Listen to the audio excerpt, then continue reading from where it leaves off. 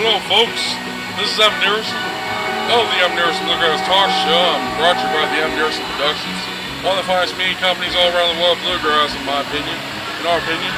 Here at the Sam Gary Bluegrass Festival here in Pike County Fairgrounds in Piketon, Ohio. I want to mention a shout out to Yardbirds Wings, one of the best companies out in New Lexington, Ohio, as a food truck vendors. Go to Yardbirds Wings LLC on Facebook page. But anyway, here with Bourbon Revival. It's always good to have a good bourbon. Good to be here, Evan. You guys are do something. Good to be here. Good to be here. Tom, Jeff Baxter. My name's Matt Phelps. Yep. Nathan Lively.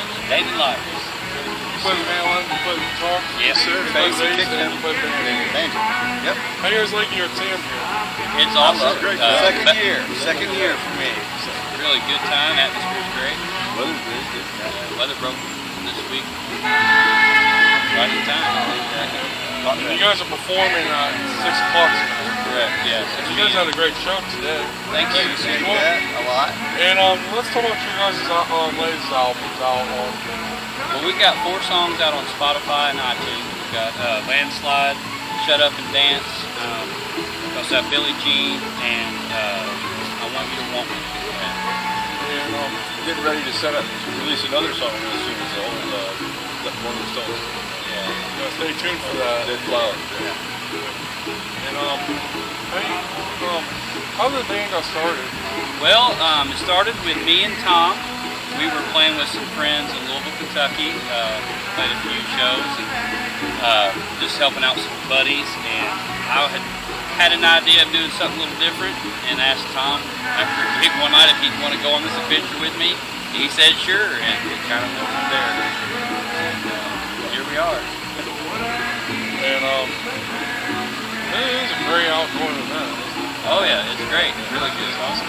And can you guys tell me what instruments you guys play? What type of instruments you guys play? Yeah. So Nathan, I play a Kimball. Will Kimball is a builder out of Cincinnati. There's quite a few guys that play. I play a Martin D28 Vintage. It's not a really old one. I can't afford that yet, but one day. I also have a few others like a Gibson and a Collins that I really like that I rotate around and kind of just change up the feel and the sound of my guitar playing. Hey, and I've recently switched from an electric 5-string bass.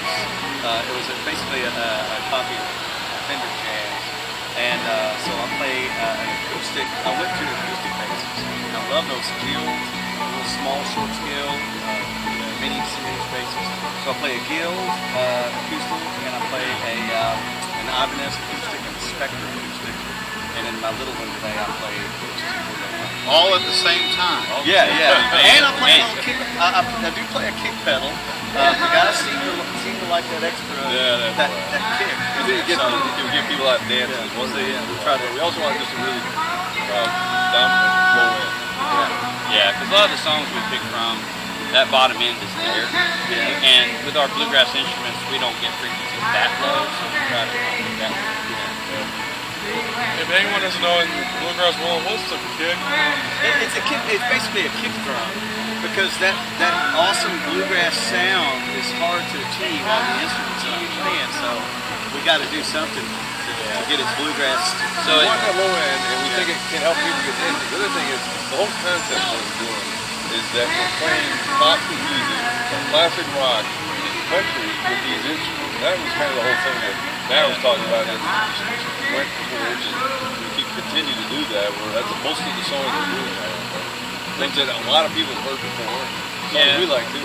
The unique thing though is I think our approach. It's not so much about doing cover songs, it's how we do it. Versus I've seen so many bluegrass bands, do that full rhythm sound the whole time, and then they speed up and double time the lyrics. But I didn't want to do that. I wanted to kind of play and sing the song the way most people know the song. So that's kind of where we get our Keep ideas. the feel of the song. Yeah.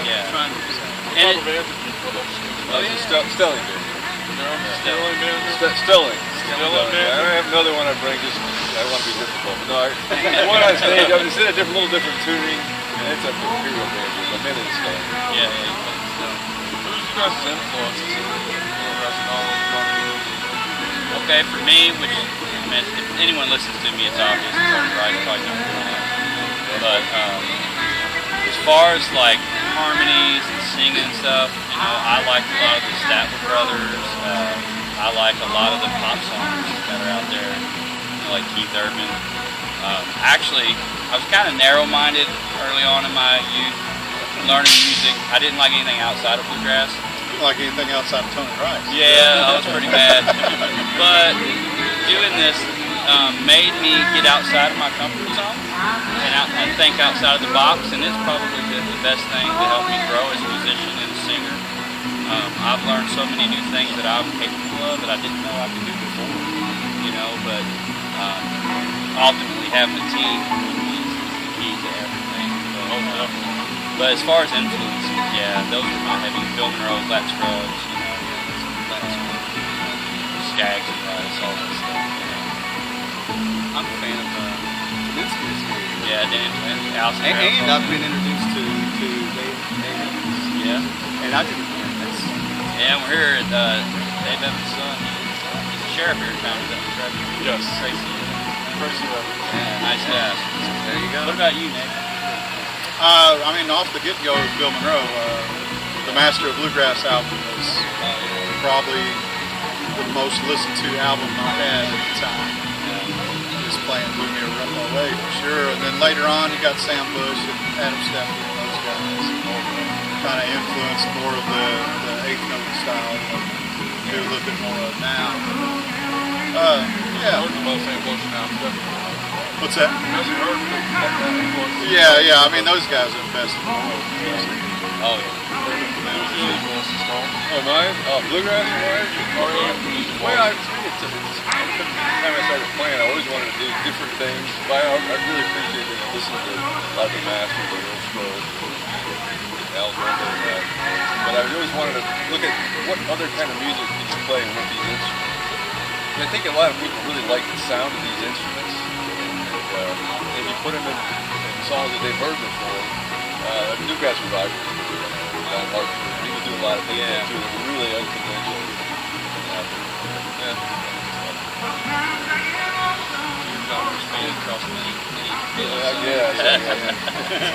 What's this guy's website so everybody can know about Bourbon Revival? It's www.bourbonrevivalband.com. I'll give you a card back. Yeah, that's fine. Folks. Can you read this over here? You can actually see it. I can scan it, couldn't I? I think they can. But anyway, anything about Bourbon Revival, that's a great case of music. Yeah, we really appreciate that. And thank you so much. I'm Dickerson of the Dickerson Bluegrass Talk Show. Brought to you by the Dickerson Productions. And mention, shout out one more time for Yardbird Wings LLC or Yardbirds from New Lexington, Ohio. You folks take care. Talk to you guys soon. Thank you very much. Thank you, Evan. Welcome.